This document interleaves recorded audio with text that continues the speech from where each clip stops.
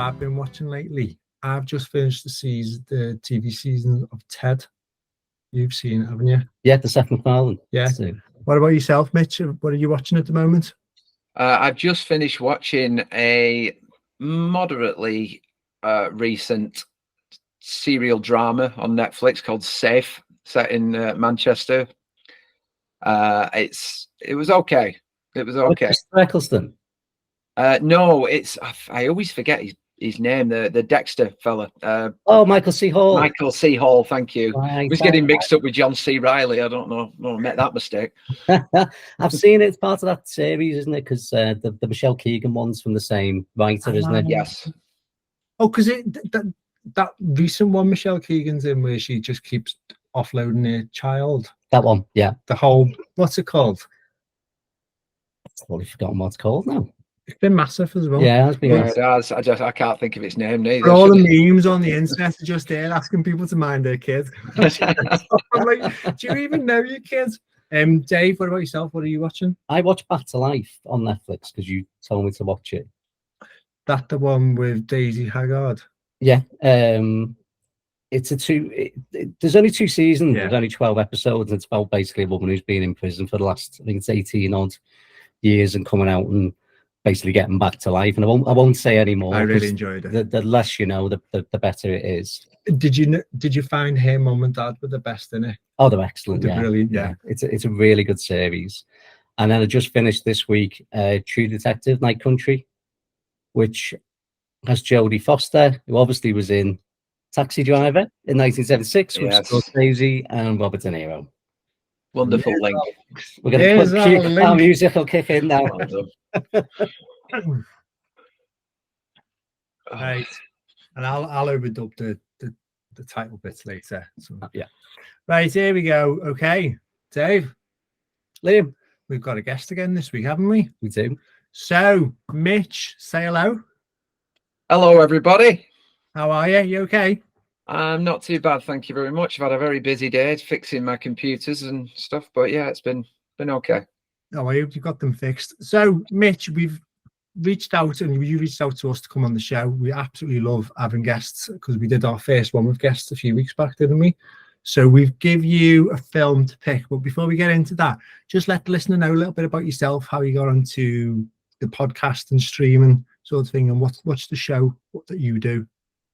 So I run a YouTube channel called Primetime Mitch. It's a play on a quote from Nightmare on Elm Street 3. And it's basically just movie reviews, tier lists, rankings. I've been going about 4 months. Seems to be doing really well. I've started working with other pages and channels like yourselves, and it's been a really refreshing world to get into. It's a lot less drama and a lot more fun. It is. We love doing podcasts, because we got into it because we were having this conversation with Matt and John from the Film Thingy. We did hospital radio way back in the day. Always wanted to do that. Yeah. We had some good fun. And then it was like the last couple of years, we were on and on and whether to sort of pick it back up.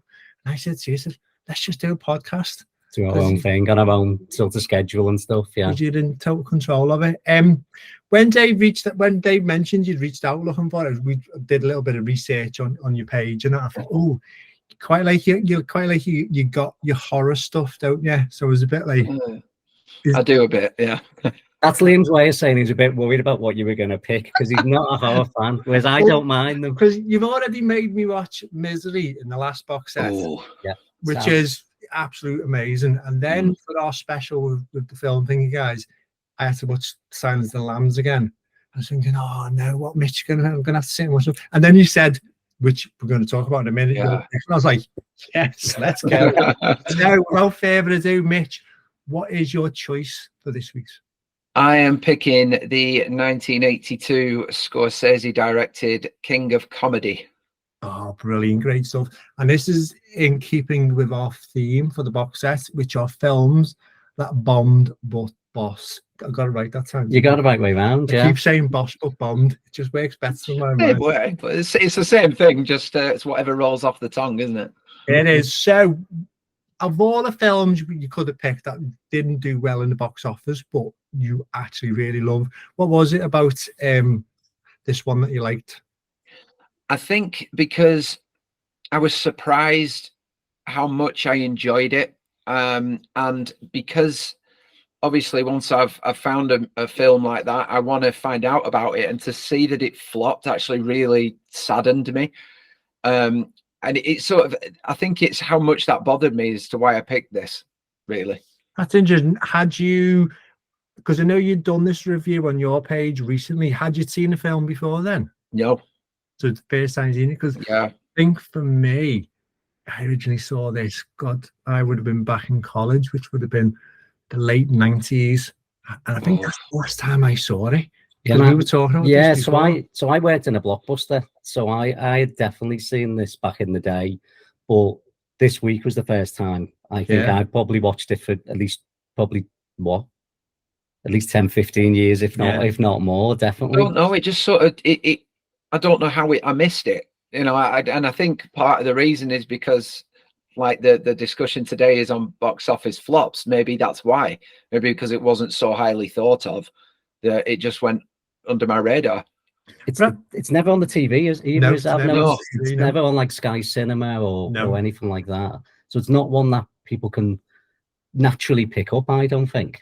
No, and I think we'll probably come back to, we'll touch on this as why it possibly failed a bit later on. But I think one of the reasons it sort of goes on the radar is I think the sheer amount of films Scorsese and De Niro did, it just sort of got forgotten about a little bit. And I think it was in between a lot of great films that they did together. Yeah, I think if you're talking about Scorsese and De Niro and recommendations, there's probably ones that just come in above this that you'd say the people will watch this first and then maybe lead to it and maybe they don't get round to it. It's a fascinating one that they did, because it's a complete turn of pace, because you think they'd just done Raging Bull just before this, and you know all the other ones he's done, and then it's like apparently like De Niro was attracted to because he wanted to do a proper comedy, and he was, that's what he wanted to do. Yeah, he wanted a more to take a more comedic direction, but ironically, it's not really a comedy. So it's sort of, I don't know what they were thinking of initially, but it's very dark. So if he'd wanted to do comedy, I think he was more along the lines of Meet the Parents when he'd start doing that. Like, I don't think like Scorsese would be top of my list for comedy. Like, don't get me wrong, he's one of the best out there. He's but not your go-to guy. No, he's not. I did have a question for both of you though, which is, we're quite lucky. We've had a few listeners in America for some strange reason. We've been found. Now, this is obviously based on Johnny Carson. What do you think's like the UK kind of equivalent to anyone who's in America watching it to understand for like UK audiences, do you think?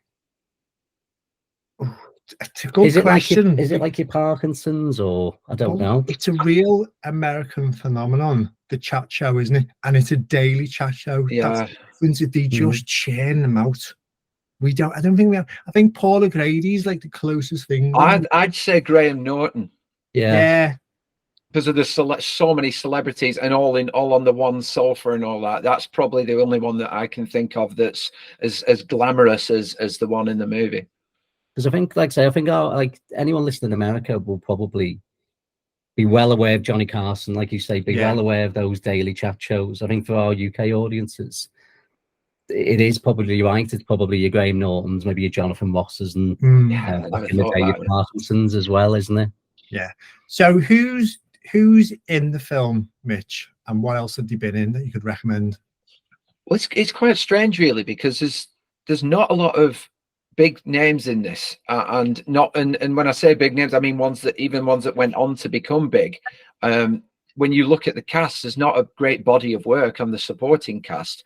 Obviously, De Niro's a small cast as well, isn't it? It's not a big cast at all, And like, I mean, we all know what De Niro's done. I mean, that speaks for itself.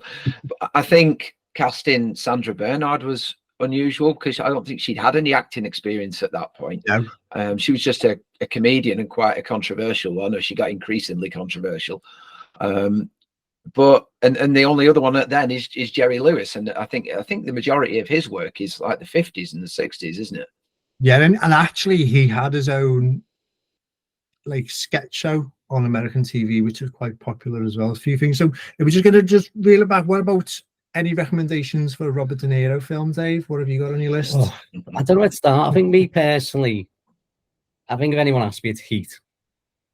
I think that's the go-to one. And then after that, speaking of comedy, because we're saying very rarely, but Midnight Run is probably one of my favorite films of all times. Really, I think De Niro is amazing in that. I love that. We've done a podcast on The Untouchables. Oh, I love it. I've got the poster up there. Oh, excellent. Yeah, we can see it there. Just behind Freddie. Yeah. A couple of random ones. The episode of Extras that he's in. Oh, it's brilliant. He does all the scenes with Stephen Merchant. I definitely recommend that. How about you? Few on my list is, like you said, Mitch, he's got such a body of work. We could do a whole box set on De Niro himself, but a few that I picked out that I absolutely adore. He's done Awakenings with Robin Williams. Oh, that's brilliant. It's such a it's a proper stage here as well. And I've mentioned this before on one of our previous box sets, Bronx Tale, which he actually directed himself, is one of my favorite ones he's done. And he doesn't give himself a big part, and that's what I like about it. And he flips who you're expecting De Niro to be, because he's the father who doesn't want his son to go down that road, because he's a bus driver, I think. That's my favourites. Sleepers is fantastic. Overlooked quite often. Because it's a tough watch, isn't it? Yeah. It's not one you're going to sit down every sort of couple of months and watch, is it? It's a tough one, definitely. And then coming, not quite modern times, but a bit more recent, Jackie Brown, I think is one of my favourite Quentin Tarantino ones. It is my favourite. And I love the fact De Niro is just thick as pig shit, isn't it? He's just it cracks me up. He's the most stupidest criminal ever, and I just love him in it. But my last one, and it's very... We're going to come back to this one probably. Yeah, but the Joker, where obviously he plays... Oh, yeah. He plays the TV chat show host, which I think is a bit meta, which we've spoken about. What about you, Mitch? Is there anything from his career that you would always go back to particularly? Well, you named A Bronx Tale and Sleepers, which are two of my favourite, but I'm going to point at one that's a bit sort of overlooked. Flawless, 1999 with Philip Seymour Hoffman. Oh, I don't think I've seen that one. No, I don't know. Do you know why I haven't seen that? And I love What's it about, Mitch? He's a cop that has a stroke and he can't function anymore by himself, and he needs speech therapy. He's very bigoted, and he has to take singing lessons from the transvestite across the hall, and that played by Philip Seymour Hoffman, who's actually brilliant and probably sort of outshines De Niro. But it's a decent watch. I'm actually going to review it at some point soon. I'd recommend it. Because at first I was thinking, write that down. Yeah, at first I thought you meant Limitless for a second, the Bradley Cooper one. Oh yeah, really good movie as well. There is actually another movie called Flawless. I think it's got. Oh yeah, it is definitely I don't know when that one is. So yeah, I'll definitely take that one on. Just going back to Jerry Lewis, like you said, he did a lot of films in the 50s and 60s. The only thing I sort of know of him really, apart from this, is he was the original Nutty Professor. He wrote it as well, and obviously really? he gets the writing credit for the Eddie Murphy one as well. Oh, that's not too bad, is it? No. I think he was in. Was he? Did he play a cameo in the second one? I think he did. Yeah, he might have done. Yeah, but there was one thing, and I didn't write it down, and I wish I did now. But I was going through, his sort of bibliography. Early 80s or mid 80s, he had like a guest appearance on a TV show called Wise Guys about undercover cops. Jonathan Banks is in it, who later went to do Breaking Bad. And I was watching a trailer for it this afternoon. You know, when you start going down the rabbit hole of IMDb, I'm sure it's called Wise Guys, and there's like 5 or 6 series, and it was like a big thing, like won loads of Emmys in the time. And I'm like, oh, wouldn't mind digging that out. Must have made it come across. Yeah, but he's in that as well. What about you mentioned Sandra Bernhard, who plays? Is a character's name Masha? Marsha, is it? Is it Marsha? It's spelt Masha. They're saying Marsha. Yeah, So. Marsha, yeah. Now, what about Sandra Bernhard? What do you know her from? She's Brooklyn Nine-Nine. Yeah, most recently. But she was also in Hudson Hawk with Bruce Willis back in the day, I think 91. And I noticed as well, but I don't really remember, but she was in Roseanne. I've got that down. I'll be honest, I don't really remember. She was being in. it. She was Yeah, in she's a lot. Yeah, quite a few episodes. Yeah, Nancy. She plays a friend of Roseanne. She comes into it about, I think, 2-3 seasons in. You know me. We mentioned I'm a big fan. Do you remember Roseanne? I remember it, and I never saw it. It is such Sorry. such a good program. There's not many programs that really do that, like working class female orientated humor. Oh, any opportunity I get to big up Roseanne, I'm like, yeah, that's definitely where I know from. Anything for you, Mitch, where you know Sandra Bernhard from? She is the one that I didn't know a lot about at all. The only thing I remember was the stand-up called I'm Still Here, Damn It. I just remember her doing that, and that's my only exposure to her before I saw this movie. I think as well she did a lot of off-Broadway shows. That was her thing before she came into this. She was never particularly wanting to be an actor. I think she's done famous like one-person shows as well, where she literally just is like sort of cabaret and comedy. But she's quite a divisive figure, I feel. Yeah, I don't know much about it, I'll be totally honest. The Brooklyn Nine-Nine is the most recent thing I remember from, and that just reminded me again, like say, of Hudson Hawk, and she is a bit of quite kooky in that, but I didn't really know a lot about her personal side or any of the controversy at all. Well, apparently, because I don't think she had next to no acting experience going into this. A lot of her lines were improvised, according to what I've read. And I was reading that actually. I was like, and I think that goes to show like how good Scorsese is. He's in a situation where he obviously cast her, because I think he approached Meryl Streep originally to do that role, and she turned it down. And when it was like, you think, but when he eventually cast her, I think because he knew she didn't have any training, he basically just said, just improv, just do what you do, and I think it really comes through in her performance, because it's a bit unsettling. Yeah, very unhinged, isn't she? And it is really unsettling. Couple of other shout outs I've had from the cast, just because I love going through IMDb, going deep dive into everything they've done. Shelley Hack, I think she played the producer girl that came out to speak to Rupert to get the tape off. Right, okay. Oh, yes. She was in Love Boat for an episode. Do you remember Love Boat?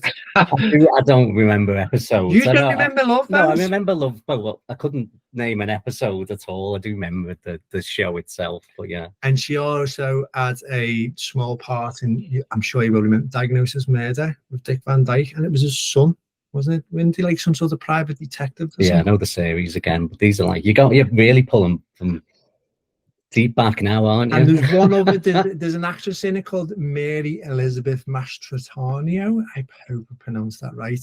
Now, she didn't really have much of a part in it. I think she was just in the crowd outside, but she went on to be Gina in Scarface. Oh, that's a good one. She played Marion in Robin Hood, Prince of Thieves. Is she not married to Ted Danson? Is that not? No, is that not Mary Mastrantonio? Yeah, now you've mentioned that. Yeah, it is. Yeah, I'm sure. I think as well. There's when you talked about just a person in the crowd. I'm almost certain I read, and I had it up somewhere before, that all three members of the Clash are in this movie.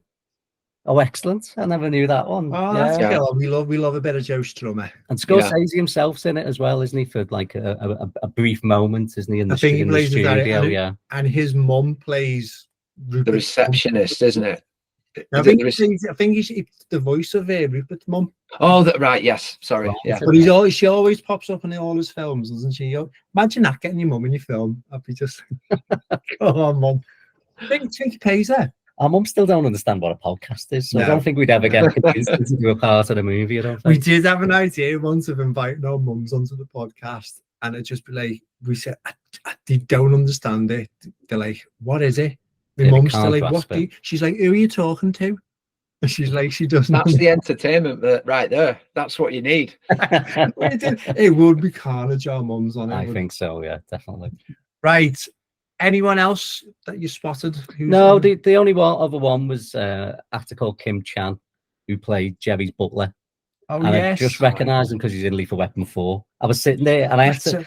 I was sitting there looking, going, "I know him from somewhere," and I had to look after watch the movie, and I was like, "That's where it's from." But he's only got like a really, really small part, hasn't he? That is a good pull. Anyway, moving on to favourite character or performance. Mitch, you're up on this. Who's your favourite character or favourite performance in the film?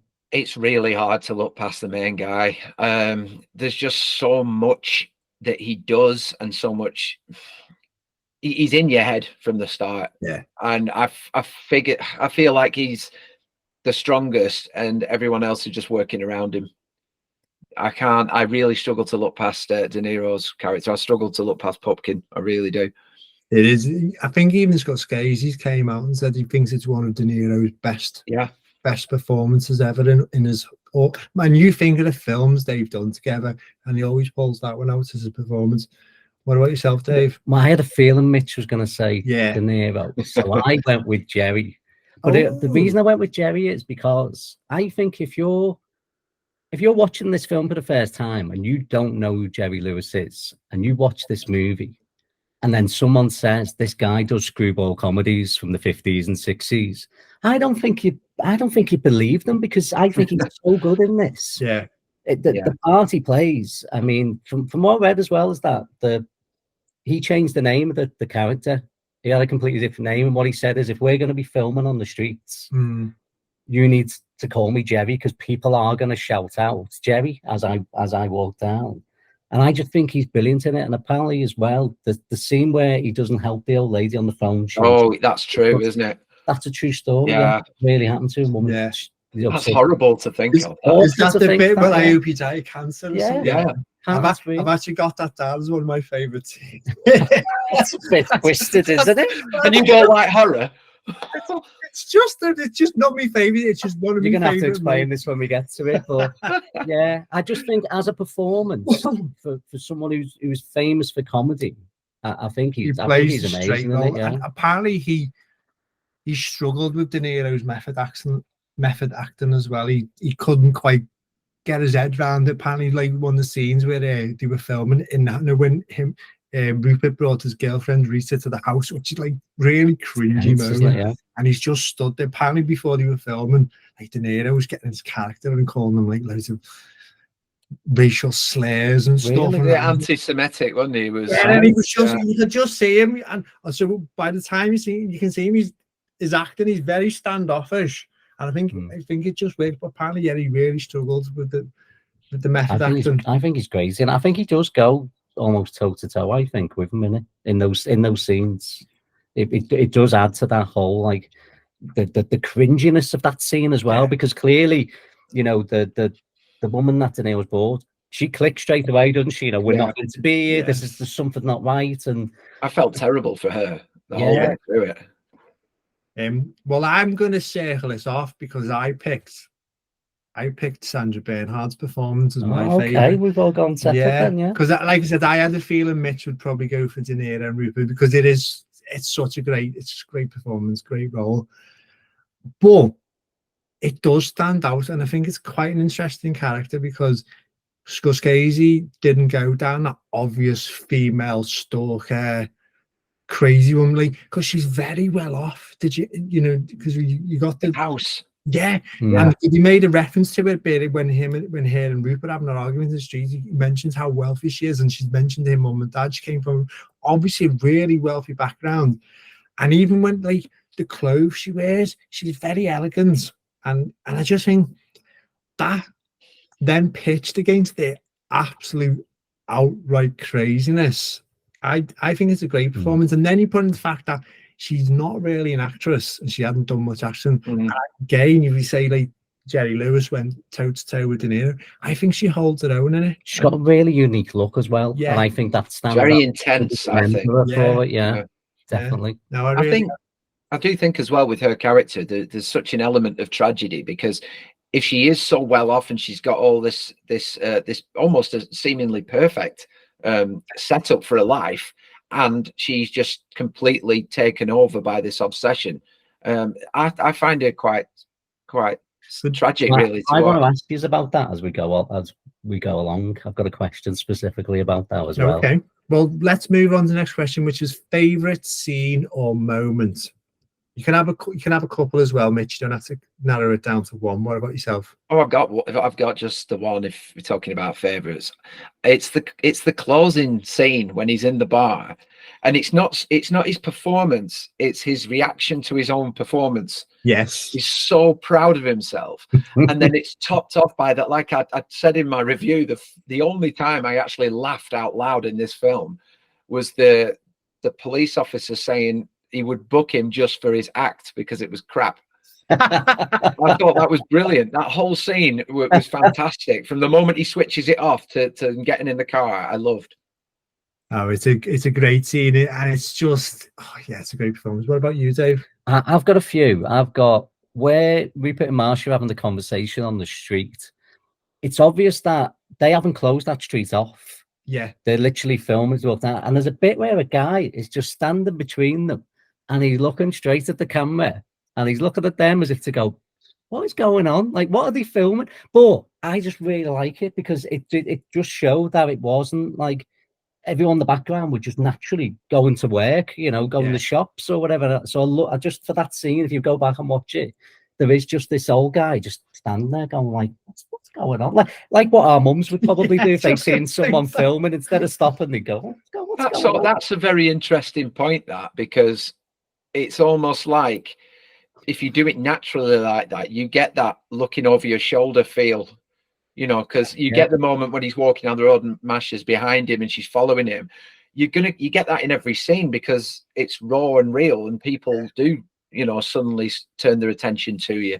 And also they're having arguments as well. So I don't know about you, but if I was walking down the road and saw two people having arguments, I'd be like, yeah. Well, if you watch as well, it's the scene where she's giving them all the money. yes. And if you look, and there's a guy just behind going like this, sort of looking like, going, what are they doing? And they're definitely not extras or, you know, background artists. No, I noticed that all the outdoor scenes are very guerrilla-like, aren't they? The way they must, Scorsese must have, stop it, let's just go. I've got some really quick ones I'll just run through. The scene where Jerry's butler, played by Kim Chan, where he can't open the door. Apparently that was real. That was a genuine scene. He couldn't open the door, so they played off like kind of each other and improvised that scene when he did finally get it open. Because it does take a good 20 seconds. Yeah, you can see just watch. Anytime Rupert's mum shouts at him. Yes. Oh god. I just think it is amazing. Right when he's in the middle of his daydream as well. Yeah. She's his weakness, isn't she, almost?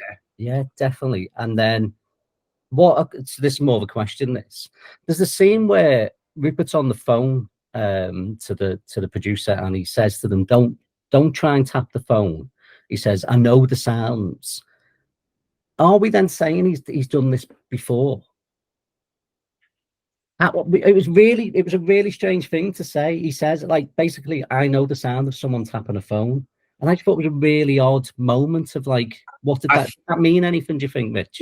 It could be one of two things. It could mean something which is pretty sinister, or it could just be him sort of wanting to feel like he's part of the business and he's a celebrity, and you know he sort of he wants to believe that he knows what that's like or he's experienced it before, but in truth, it's like everything else.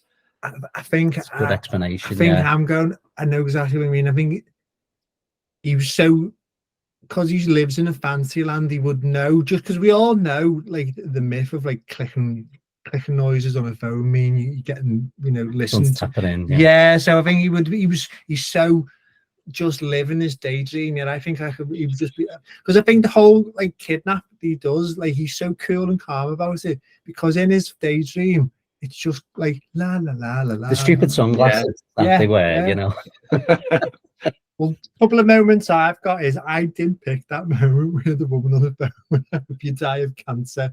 Because it's just so random. Oh, it's just more of a shock factor. I literally spat my drink out when I watched it the other night. It's just because he's like, oh, hello. And she's like, yeah, and then he walks away, I hope you die of cancer. It's like, where did that come from? Do you know what I think the funniest thing is about that? Actually, now I wasn't laughing at the time. Now I'm thinking about it. It's funny.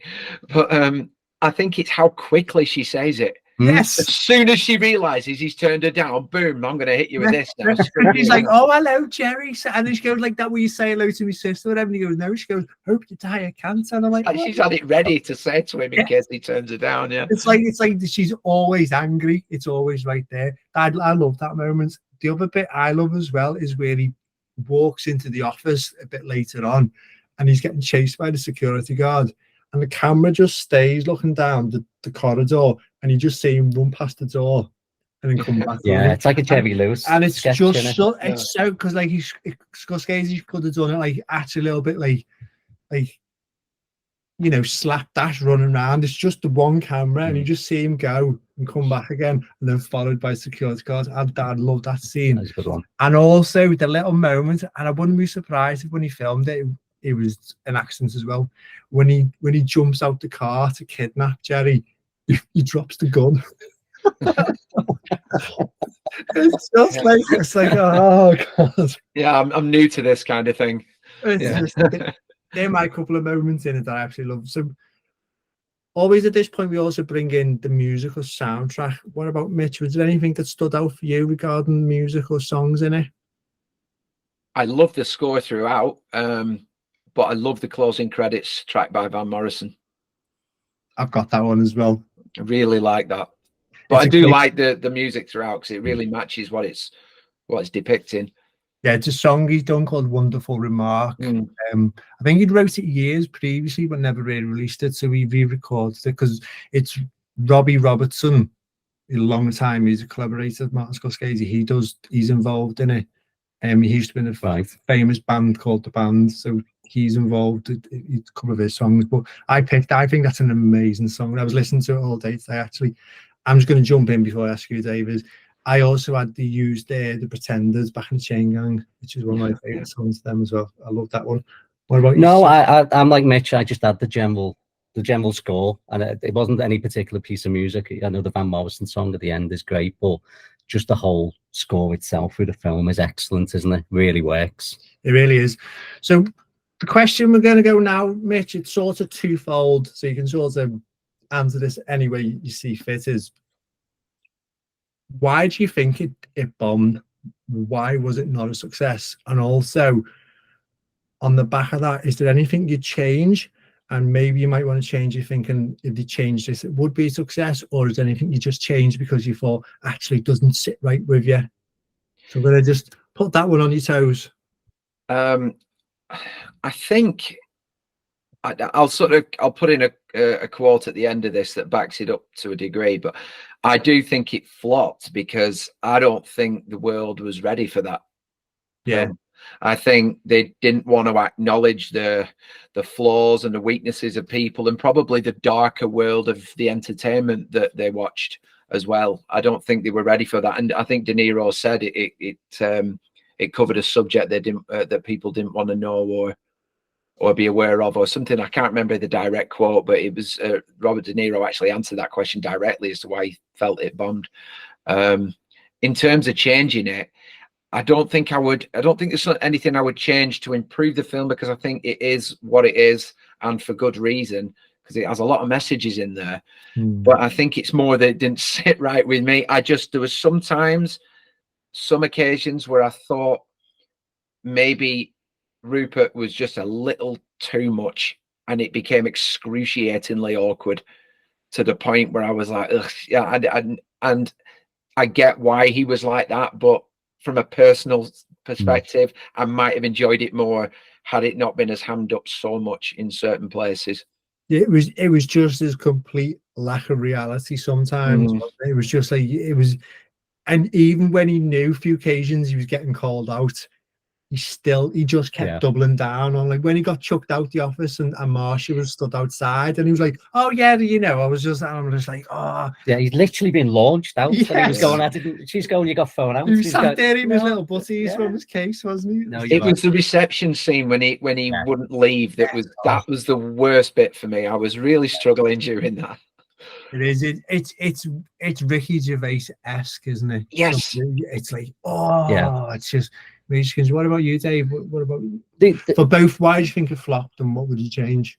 I totally agree with everything Mitch said. I don't think an audience was ready. I got a feeling as well, Jerry Lewis fans probably weren't ready to see that sort of performance or hear that he was in a movie with De Niro, and I think it probably didn't have good word of mouth at the time, because audience probably come out going, it's a film called King the Comedy, it's got Jerry Lewis, and my God, it's terrifying. But the one thing I changed, and I mentioned before, I was going to come back to this question.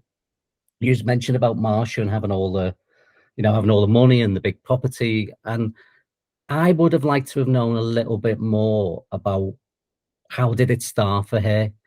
Why was she obsessed with Jerry in particular? Was it because she was maybe neglected when she was young by her Well, she parents? alluded to that with her mum and dad, that the relationship was not very strong. It hinted at it, and I don't know whether she just kind of found a bit of solace in watching Jerry. But I've just thought in that moment with them two, I would have liked to just add, even if it was one little line, to just go, this is why it's you, Jerry. Yeah. I picked you for a particular reason. So that's only my little bugbear. But what about you? I think that's why it's so jarring anyway, because in reality, because what we're talking about here is stalking. She was literally, this was pure hardcore stalking. Is there really a reason for most stalkers? What is it about the victims they pick? Why did he go down that route? There's usually something they see in that person, isn't it, that attracts them to him or whatever it is. I did read that De Niro actually not hunted down, that sounds a bit strong, but he spoke to some of his own. That is method acting again coming in. He didn't kidnap anyone. I hope not, anyway. Apparently he spoke to his own autograph hunters. Yeah, he did, yeah. And did you read about that, Mitch? Yeah, he spoke to fanatics of his, should I say, and I think it does actually say somewhere that he stalked his own fans. Now, I don't know to what level. You've seen that. I wouldn't mind it. He can come and stalk me. I'll just just give me a line from Godfather or something. You know what I mean? But yeah, he was heavily. He really wanted to know what it felt like to be that obsessed. Yeah. See, I would like to know a bit more about Rupert and Marsha's relationship as well, because they were quite obviously, they knew each other before the film story started. I'd love to know the relationship, how they met, and obviously the shared adulation of Jerry is I might be wrong, but I sort of interpreted they met from hanging around the studio trying to meet Jerry. But again, seeing that maybe there's a prequel in there somewhere. Can I jump in with a point here? Yeah, go ahead. I found it really interesting how those two sort of gravitated towards one another, because they represent the two sides of the obsession. He is very methodical at the beginning and very sort of subtle with how he does it. He sort of wanders into the crowd. He doesn't want to talk to people. He's just kind of watching him, and then he slips in and has a quick word with him, and then he sort of weaves his way into Lewis's life, really. Whereas Masha is absolutely crazed. Yeah. So they are completely both sides. That window scene where it stops, where it pauses with their hands, and that's where the title credits come up. I was like, that's an amazing move. Like, such a brave way to bring your title, because she's banging on the window. You're right; they are completely opposite. But then, obviously, his desperation comes through as the film unfolds, doesn't it? The one thing, I don't know whether it changed it, but when I watched it the other night, it just sort of and I'm not too sure why, but when Jerry finds out the gun's not real, and he takes the sellotape off him, and he just slaps her, I was like, well, apparently it was meant to be more. He was meant to throw on the table, I read, and the table was sort of going to smash, and then they just decided. I can't remember if I read that Jerry Lewis wasn't comfortable with that way, but I think Scorsese just said, you just slap her. But to be fair, it's just a horrific scene within that whole. It's the build up to everything that's going to happen. I think he sensed there's going to be violence. You didn't know which way it was going to go. You didn't know whether she was going to hurt Jerry or he was going to hurt her. But I do think violence is coming in that scene, don't you? I just thought it was the fact you know what I mean? You've just the relief of you've been kidnapped and realize you've suddenly got the upper hand. You know, if I'd been kidnapped, I had the opportunity, I'd kick them in the balls or kill them. I'd be like, but the Just the slap, nature of it, the yeah. slap is very, it's very Insulting, sort of yes, disrespectful. yeah, and obviously Yeah. there's a gender thing there as well, like Mhm. slapping a woman. It's very demeaning. And I just when I watched it the other night, it was just like when he slapped us, just like, oh, it's like I don't know. And I'm like, I have nothing against them being violent towards her because she kidnapped them and tied them up, and but the slap I just thought was really, and again, genius of Scorsese because it does. That's the point, yeah. It just unsettles you again. I think he'd have actually hurt her more with by rejecting her. Yes, than he would have doing that. Yeah, most definitely. And I think just coming back to why it didn't take off, I think what I mentioned before as well. I just think it just got in the body of work of De Niro and Scorsese. It just seemed to just fall by the wayside. You know, I think if it hadn't come so soon after Raging Bull, there'd been a bit more of a gap. There might have been a bit more love for it. And also, I think Scorsese was probably about 30 years too soon with this type of story because there's, right. you know, nowadays the whole cult of celebrity is. Oh, you could do a whole series, couldn't you? Yeah, and I think we would have been a lot more open to it now. I just think Scorsese was just like 30 years too early for it for me. But that's the only thing I can think of why it didn't take off. I don't know. And also, I just don't think people knew what to make of it, especially Scorsese as well, because up until that point, everything he'd done was quite intense. Don't get me wrong, Rupert's quite an intense character, but I think you just go like, oh, what's this? I think the dream sequences would have threw a lot of people, wouldn't they? I think there's that first moment of you know, when he's on the show and stuff. I think it would have been a lot of audiences at that time because no other films are really like that. Sort of sitting there going, what's happening here? But I always think about this is you won't know about specific bits of the film because unless you went to see it. If everyone went to see it, it would have been a hit. But no one went to see it. So what stopped people going to pictures? Do you know what I mean? I just think it was possibly. I think the big question then, just about the film in general, is the ending real or not, Mitch? Ooh. Right, I want to say not real because so much was in his head up until that point. Yeah.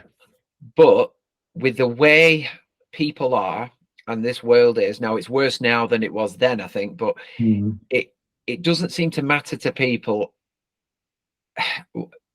Like he can go and kidnap somebody and do all these terrible things, but people want to throw money at that and make it famous. And I wouldn't put it past this world to go, hey, this guy's got out of jail, let's make him a millionaire and a celebrity like he always wanted to be. I just wouldn't put it past this world to do that. We've seen it with sort of like gangster type figures, and especially in this country, have sort of come out and sort of made a name for themselves afterwards. It is a bit unsettling, and just the whole attitude these days is it literally doesn't matter what you're famous for. I always like look at Tommy Robertson. Is famous for being a horrible person, but he's famous and people gravitate to it. You get people famous for being stupid as well. Yes. Like they're so thick that we find them funny, so we'll put them in comedy TV, and then they get a living off it. It's incredible. So was the answer yes? I think it is, yes. What do you think then?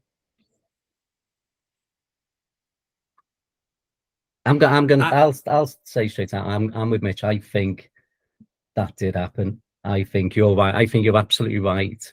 That whole thing around celebrities and how famous what he did would have made him.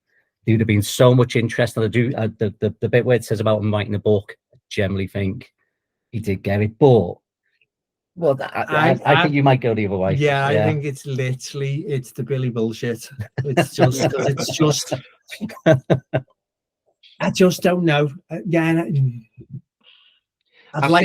I think it's wishful thinking of like that was just the culmination of his daydream, and that was the end of it.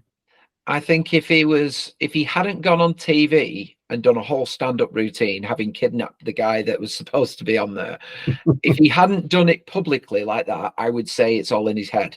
But because he's gone out and put himself in front of the whole world, that's news. And that's suddenly a famous person who we can speak to when he's done his time. Now, I'm just going to ask is, when you eventually see his routine, what did you think of it? Oh, it's awful. I think there's a body of work there that could be improved. I don't You think sound like the producer. I am Getting trying to be positive here, trying to take a positive thing, but yeah, I'm a little bit like the FBI guy who just went, well, that was awful. But I think there's a sadness to it, isn't there? Because he is literally describing his life. So I think that's what I'm. That's where I think it's good, but it's bad. I think it's very significant because we learn more about him in that 5 minutes of his jokes than we do for the whole film. We get to know his dad was abusive, his mum was an alcoholic, he came from a really poor background. I actually think his delivery is really good. I actually, because obviously they purposely, you don't hear him say a joke almost, or one of his jokes literally through the whole film. Then all of a sudden, boom, you see the whole. I love the way you see it on the full video as well, not film. It's all like the TV cameras. I think he nails it. It's the content's not. I wouldn't say I thought the content was funny by any stretch. No. I mean, I might have smirked a little here and there, but in terms of the way he delivered it, because he did a lot of research on comedians deliver it, I thought it was brilliantly done in that sense. If you're talking about the structure of it, I don't think in front of a real live audience they would have laughed, would they? But it was obviously the fake laugh from the crowd, because I do think as well, if you're a comedian, you go on, let's say, Jonathan Ross, for example, and I think people will just naturally laugh because I think they think, oh, this guy's on because he's meant to be funny. Jonathan Ross thinks he's funny, in the moment, so I'm going to laugh at stuff that's maybe not as funny. Especially I think if you want someone like maybe David Letterman as well. I think if you were on that, but I think if he did that act, if he'd have gone out and gone into a club and did that, it would have been like the scene from The Joker, wouldn't it? Where no one sort of laughs at all. When I was doing, I think we all did our bit of research, but the bit I was reading about it was, and he mentioned the fact that he said he was from an area in Brooklyn called Clifton. Now, Tony Clifton was Hoffman's alter ego, who was that really crazy. And I'm like, I never thought of that. I think Andy Kaufman was suggested to star in it as well, wasn't he? Because it's very Andy Kaufman-esque sort of scenario, isn't it? I can't believe I never thought about that. Because it was only, I was reading it today and I was like, oh, that's a good one. Yeah, because obviously the guy who wrote it and Scorsese, they are going to be very particular of everything, every word they put in it, every name, and doesn't always have to have a meaning, but they would. So you are influenced by things. I was thinking, I was like, oh, that would have been quite interesting. But anyway, time for something else, Dave. So, Mitch, we have what we call our quick fire round. So I'm going to give you 5 questions. You have a couple of seconds to answer, or don't worry, because we'll just edit out any gaps. So, so you can take your time. But it's called the quick fire round, and music will kick in now. It makes it sound more dramatic. It's a little bit of guitar music. You won't hear it. We'll add it in later. But Mitch, this is your quick fire round. The king of comedy or the king of rock and roll? Comedy. Who is your favorite stand-up comedian? Lee Evans. Who in the world would you want to be your best friend? Eric Cantona. Oh, recast this movie. The main 2 leads, but with British actors. Oh, Jesus. Sean Bean. Oh, yeah, I can see that. And don't do this to me. It'll take your time, honestly. We'll put it out. Oh, God. Crazy woman. Crazy woman. Can it be from any era? Yeah. Right.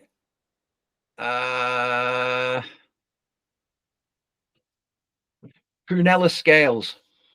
Oh, Excellent. Excellent pull.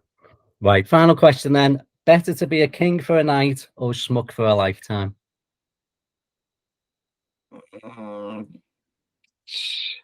Schmuck for a lifetime, because it depends on what your definition of schmuck is. Yes. Well done. Well done. We'll move on. right. Okay. What we normally do at this point is we bring a list of a few films. If you like this, what else would you like? And what we thought to help us do this, so we don't end up with just endless lists of films, is we normally come up with a little theme to help us. So I'll go first in my little list. The little theme that I picked to help me think recommendations is Dark Side of Fame. So films relating around that. I'm going to start off with the Joker. I think they live in the same universe, so I'm definitely going to take that. Is Boogie Nights. There's another one on my list. I think it's it's similar. Good example. Yeah. One we've already covered, Misery. Oh Yeah. And also, I just don't want to. Well, wouldn't actually recommend watching it. Well, I don't want to watch it again anyway.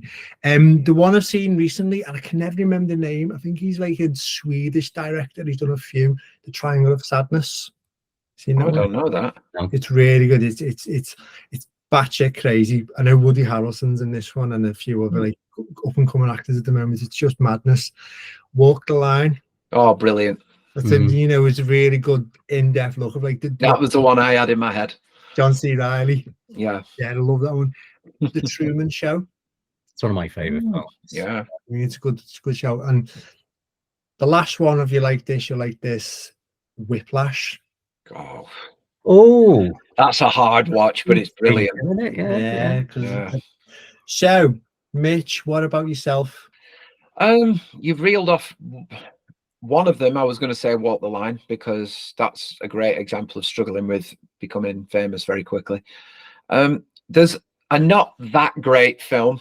I might be sort of under exaggerating that. There's one with John Travolta called Fanatic. No, I don't know that one. Yeah, is this the one that made like $3,000 or something? Yeah, it ain't great, but it's exactly the same theme. It's a stalker who goes way over the top. It's just not that brilliant. But I mean, I suppose if you want to watch it for the connection to this and research purposes, it's worth a watch. And just, it's not the dark side of fame. It's more to do with the struggles of comedy. Punchline. Oh, I've never seen that. Is that Tom Hanks and Sally Field? Tom Hanks, yeah. I haven't seen that for a long time, but that is quite a really an early good one film. of his, isn't it? Early 80s, it must be, yeah. I think you mentioned that when we went to see him a few weeks back. And we've seen Tom Hanks in real life. We saw him about 40 rows that way. Good enough. We class him as a good friend now. Yeah. We penned him because we were in the same room as him with friends. We have chats all the time. To be fair, is he on here soon? What? Sorry, is he on here soon? Yeah. His producers getting back to us. Yeah. We'd have been like Marsha if the car would have been outside and we'd have seen him get in. Pressed against the glass. Yeah. What about yourself, Dave? What theme have you got for? I've gone a little bit more blockbuster-ish because I think I was looking for something. I don't want to say light-hearted because these aren't light-hearted movies, but they're maybe not as tense as these. But I've gone with a hostage theme. So Phone Booth from 2002 with Colin Farrell. Yeah. Ransom, 1996, Mel Gibson. Collateral with Tom Cruise. Good film. Speed.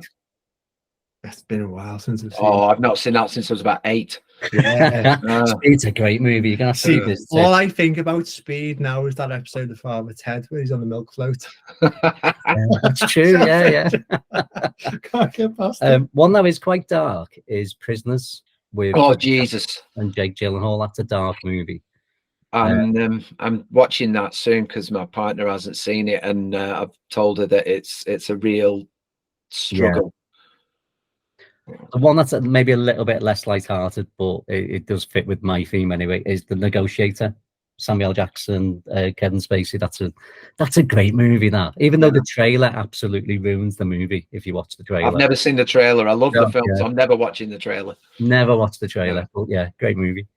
Anything else you want to add, Mitch? Anything if you'd like King of Comedy, you'd like such and such? No, you've covered all areas there. That was very impressive. I can't. Yeah. No. This is just what you get when you work from home. There's actually, I mentioned the Punchline one, which is a film about a comedian that's trying to make it big. There's also a British film with one of my favourite actresses, Maxine Peake, Funny Cow. Oh, that's a good film. I love Maxine Peake as well. I think she's one of the best actresses around. I think she is, and it's a brilliant film. She's trying to make it as a female comedian in a very sort of a very male-dominated, old school territories, you know, the clubs and everything. And yeah, it's a good watch. If you, again, it's the theme of comedy and the comedians, but it's worth a shout.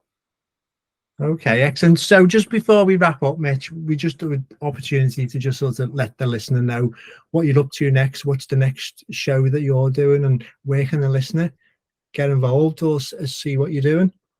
Well, I'm on all platforms, on Facebook, Instagram, well, X. I always get that wrong. I've got like TikTok pages as well that I do short clips promoting the bigger videos. And my next video is actually, I'm doing a collaboration reviewing The Blob from 1988, the remake. I'm looking forward to that. I've just put on a ranking of the top 15 scary scenes in non-horror films, which that's a good list. Yeah, it was quite fun to do, even though I didn't like revisiting half the stuff. And after that, I think I've got one on Flawless, actually, the De Niro and Seymour Hoffman one I told you about. That one's coming up in the next few months. Ooh. So I'm trying to balance it out. I do have a lot of horror material because I get along with various members of the community that always want to watch stuff, but I do try and balance it out with other genres as well. So I've got a very busy couple of months coming up, but I've got a lot of varied content looking forward to putting out. The one question that Dave said to put in, I think it's a good question to ask. If anyone's coming to your stuff for the first time, what videos or what have you done previously for actually, yeah, that's a good one to start with. Go back and watch or listen to that one first. Anything you're particularly proud of? I did again, if you're a horror fan, I tier listed all 13 of the Halloween franchise from 78 through till now. I ranked all 5 Final Destinations. That was quite fun. But I've also done, I'm quite proud of a section on the channel called Class 6, and it's reviewing the old school 50s, 40s, 30s movies. And the first one I did actually was Sunset Boulevard. So that's always worth a watch because I love going and looking at the black and white movies and talking about how good they look and what they've done for today's stuff. So yeah, I'd look at some of that. Brilliant, right? Dave, Mitch, King of Comedy, watch it if you can. There we go, done. Oh, brilliant! Thank you, Cheers, Mitch. Mitch. Oh, that was really fun. Yeah, I enjoyed that. That's the second podcast I've done. Actually, a great choice, though. To be honest, it was a great movie. I was amazed when you come back with that choice. It literally completely perfect with the box set theme as well. We were going to watch your review just before the episode, and we said no, we won't watch it because we didn't want to know anything that you might say on this. We thought it might be a bit of spoiler territory, so we will go and watch it now. Then. You can tell you're professionals at this. That's the way to think. I wouldn't say that. Well, like I said, I've done one of these before for films. I mean, I've been on a few podcasts.